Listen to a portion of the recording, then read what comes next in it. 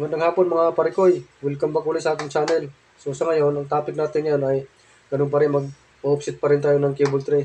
So bali ang gamit para natin na formula ay 20 degrees formula. Ito, 20 degrees siya. Tapos ang given natin ang given natin na sample natin ay 10 by 10. Tapos ang distance ulit natin ay 10 centimeters. So ito pala magiging travel natin mga parikoy sa 20 degrees formula. 29.2 centimeters ang travel natin. Tapos ang bikat natin ay 3.5 centimeters. Yan, kabila niya 3.5 centimeters. So ngayon, i-discuss ko lang sa inyo kung paano nakuha natin itong 29.2 centimeters. Bali ito kasi yung formula niya. Itong bikat natin, 3.52 centimeters. Ito yung bikat natin. Yung multiplier naman natin, ito yung 2.923. Itong multiplier natin mga pare ko, dito sa yan. Dito yung sa distance.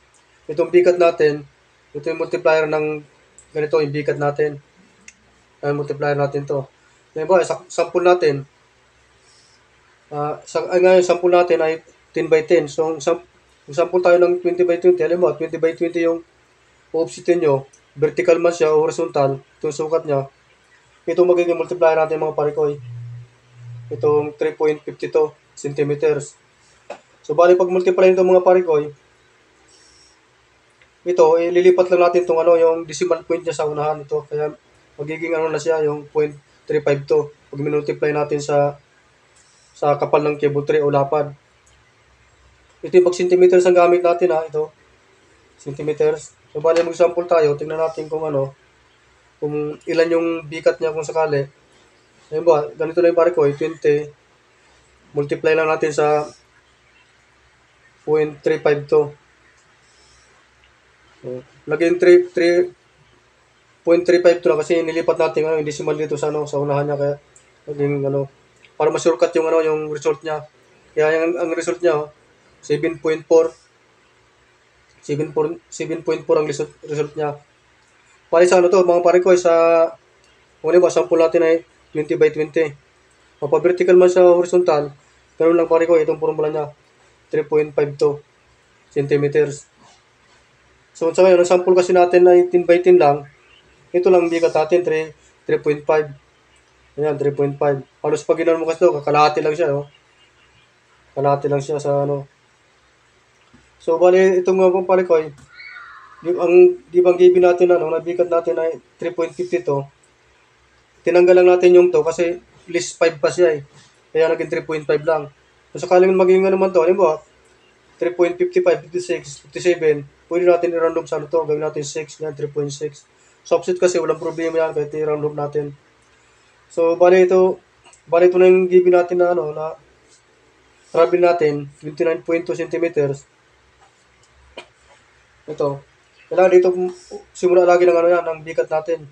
Diyan. Huwag dito sa umpisa, sa gitna. Kailangan magkapares din sa ilalim. Yan siya.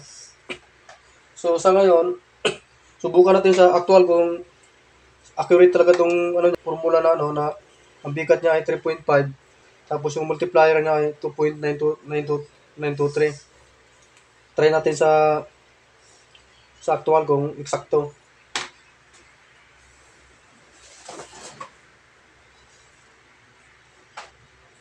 So, bali mga pare ko, ito na. Nasukatan ko na rin yung niya.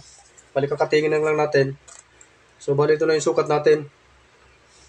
Ito yung niya, 29.2 centimeters ang bigat natin.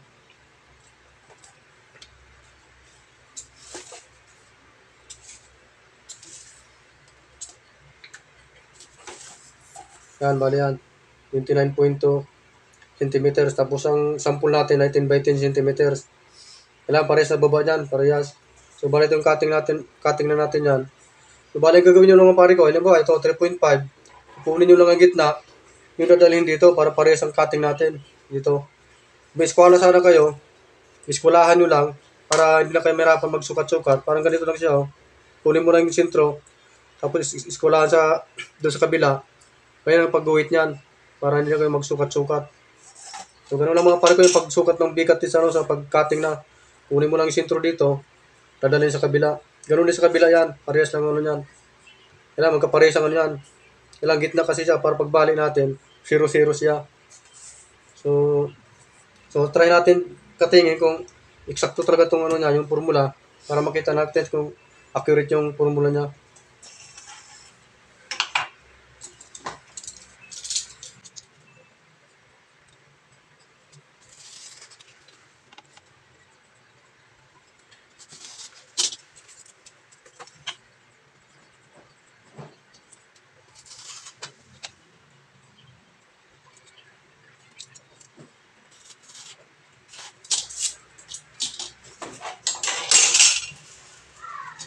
So, lalagyan natin ng masking tape para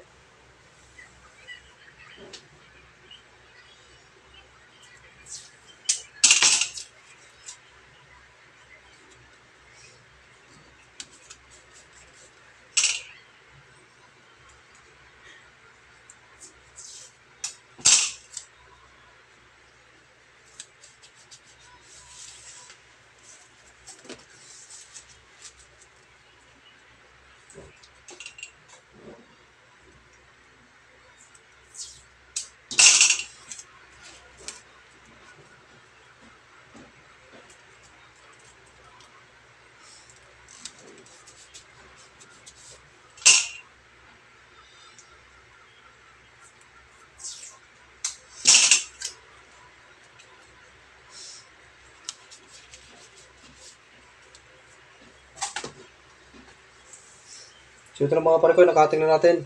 Subukan natin kung accurate talaga itong formula niya. Bali ito na yung nakating natin, oh. Yan.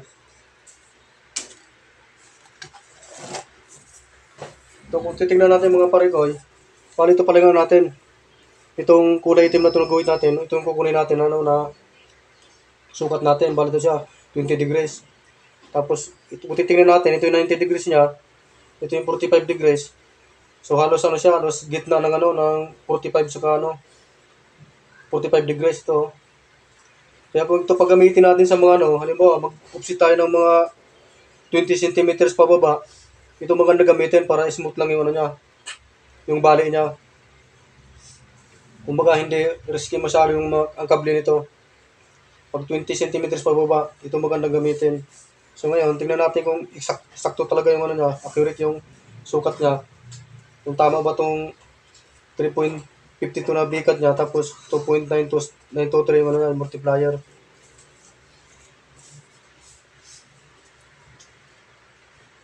So yan mga parikoy, saktong-saktong ano niya, yung formula niya. Yung bikat niya na 3.52, saka yung multiplier na yung ano, 923. So ganun lang mga kadali mga parikoy pag upsit ng ano, ng 20 degrees formula.